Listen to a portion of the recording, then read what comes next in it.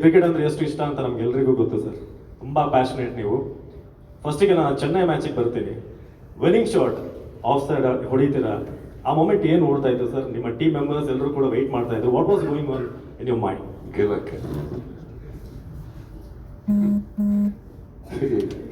Actually Chennai match ನಡಿಬೇಕಾದ್ರೆ ನಾನು ಸುಳ್ಳು ಹೇಳಲ್ಲ, ಕಾಮೆಸ್ಟ್ ಇದ್ದಿದ್ದು ಆ ಮೂಮೆಂಟಲ್ಲಿ JK ಹಾಗೂ ನಾನಿದ್ರೆ ಎಲ್ಲರಿಗೂ ಹೊರಗಡೆ ಕೂತಿರೋರಿಗೆ ಟೆನ್ಷನ್ ಇದ್ದೇ ಇರುತ್ತೆ. ಇನ್ಫ್ಯಾಕ್ಟ್ ನಾನೇ ಡಗ್ಔಟಲ್ಲಿ ಇದ್ರೂ I think I would have been worried. But I guess ತುಂಬ ಒಳ್ಳೆ ಪ್ಲ್ಯಾಟ್ಫಾರ್ಮ್ ಆಗಿತ್ತು and I believe in JK a lot. ಅವರು ನೀವು ಅಂದ್ಕೊಂಡಂಗೆ ತುಂಬ ಹಿಡಿದಿಟ್ಕೊಂಡು, ನಾನು ಆ್ಯಕ್ಚುಲಿ ಒಂದು ಭಾಳ ಅಂಡರ್ ರೇಟೆಡ್ ಪ್ಲೇಯರ್ ಅಂತ ಹೇಳಕ್ಕೆ ಇಷ್ಟಪಡ್ತೀನಿ.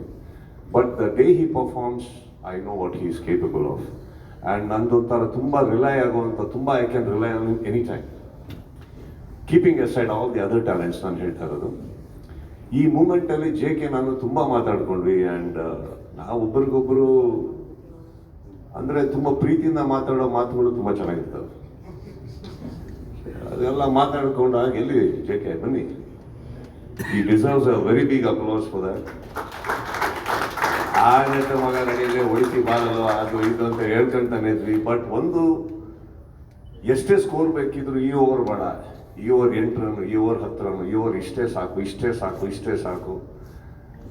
ಆ ಮೂಮೆಂಟಲ್ಲಿ ನಾನು CCL ಅಲ್ಲಿ ಬಹಳ ಇಷ್ಟಪಡುವಂಥ ಒಬ್ಬ ಪ್ಲೇಯರ್ ಅಂದರೆ Vikrant. One of the finest players we have in entire CCL ಅಂತ ಹೇಳಕ್ಕೆ ಇಷ್ಟಪಡ್ತೀನಿ.